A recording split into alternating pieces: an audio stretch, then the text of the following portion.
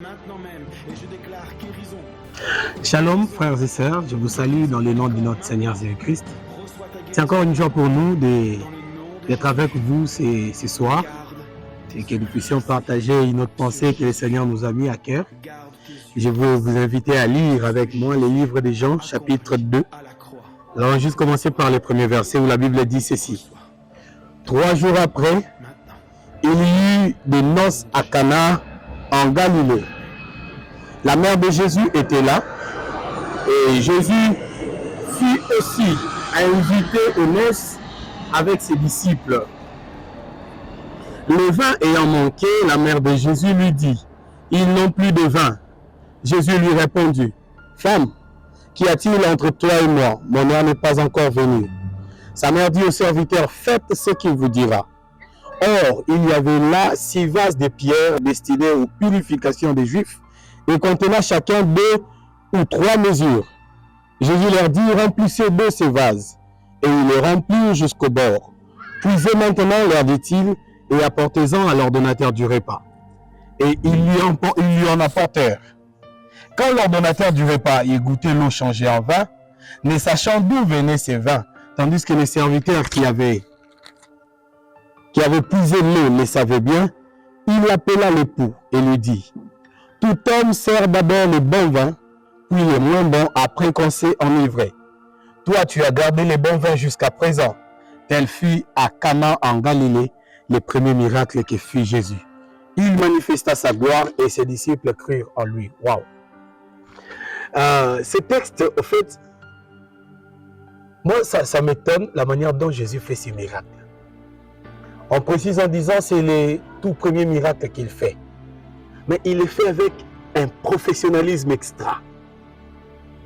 C'est-à-dire, avec des paroles, il s'élève, on lui dit il n'y a plus de vin, il s'élève, il dit remplissez de ces vases, puisez maintenant, donnez-en à l'ordonnateur du repas. Et lorsque l'ordonnateur du repas goûte, il dit que c'était le bon vin, mieux que celui qui était servi avant.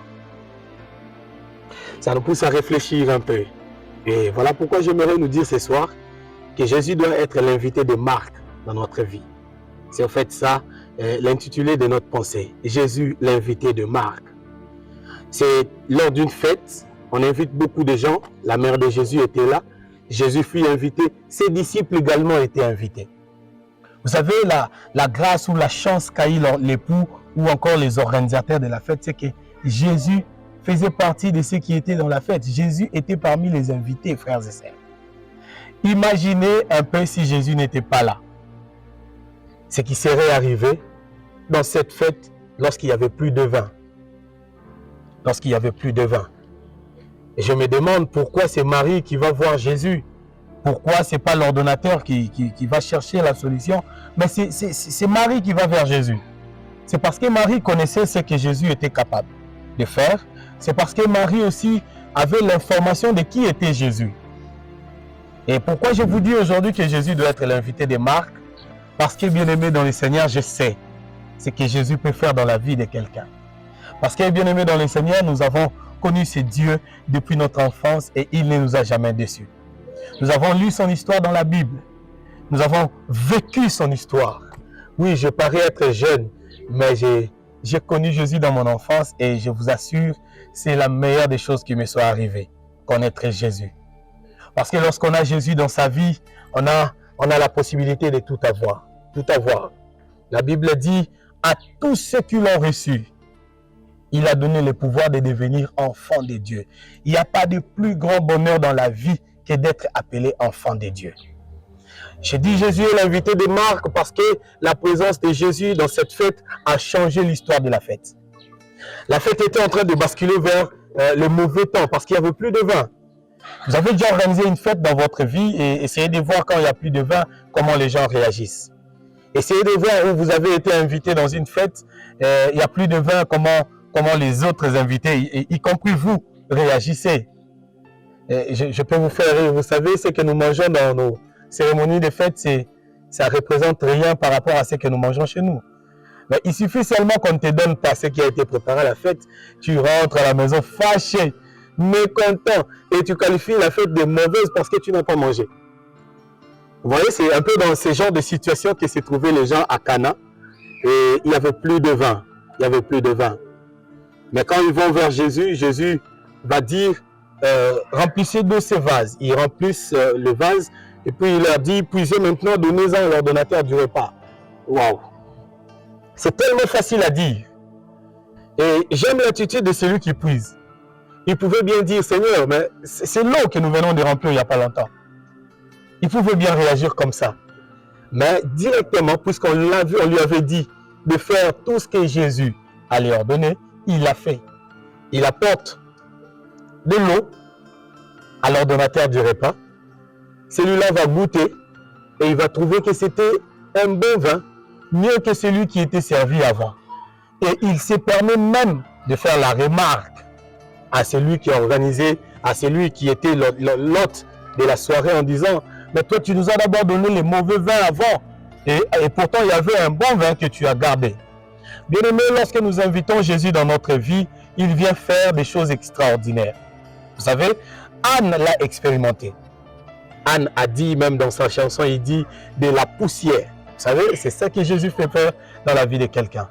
Jésus peut te faire sortir d'un endroit où personne ne pouvait te connaître, où personne ne pouvait t'identifier, où personne ne pouvait te chercher pour te faire asseoir avec les grands. Oui, pour te faire entrer dans la cour des grands.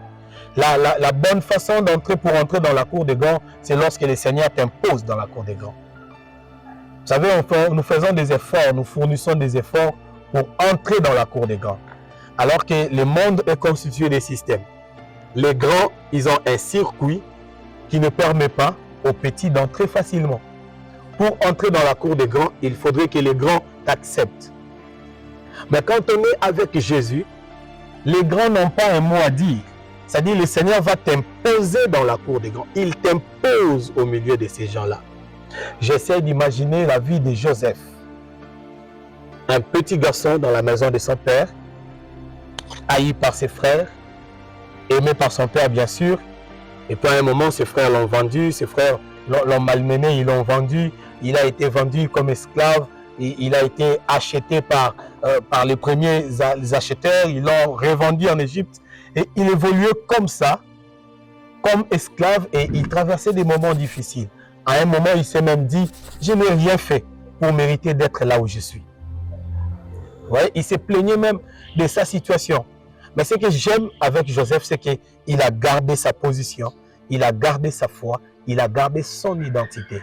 Bien-aimés frères et sœurs, je nous invite ce soir à inviter Jésus dans notre vie. Bon, en fait, j'ai dit ce soir parce que chez moi, il est encore soir. Je ne sais pas à quelle heure vous suivrez la vidéo, mais je pense bien si vous la suivez le matin, si vous la suivez à midi ou le soir, le Seigneur veut aujourd'hui que vous puissiez l'inviter dans votre vie. Il veut que vous puissiez lui ouvrir votre cœur. Et lorsqu'il entre dans votre vie, c'est pour faire des choses extraordinaires. La fois passée, j'avais dit que le Seigneur peut transformer ta vie de telle sorte que toi-même, tu n'arrives plus à te reconnaître. Et oui, c'est vrai. De telle sorte que tu ne pourras même plus te reconnaître toi-même. Je prends toujours l'exemple de Joseph. Le Seigneur a transformé sa vie jusqu'à tel point que ses propres frères n'ont pas pu le reconnaître. Ils arrivent en Égypte, ils le voient, mais ils ne l'ont pas reconnu. Pourquoi?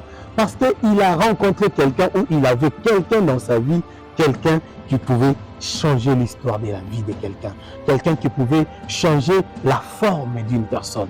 Quelqu'un qui pouvait changer un moment de deuil en moment de joie. Quelqu'un qui est capable de changer le moment de pleurs en moment d'allégresse. Quelqu'un qui peut changer le moment de lamentation en moment de témoignage de la grandeur de Dieu. Oui, il y a un autre exemple que je peux nous donner. Il s'agit d'un monsieur qui a fait 38 ans. Oui, 38 ans à la piscine de Bethesda. Et là, il n'y avait qu'une seule condition.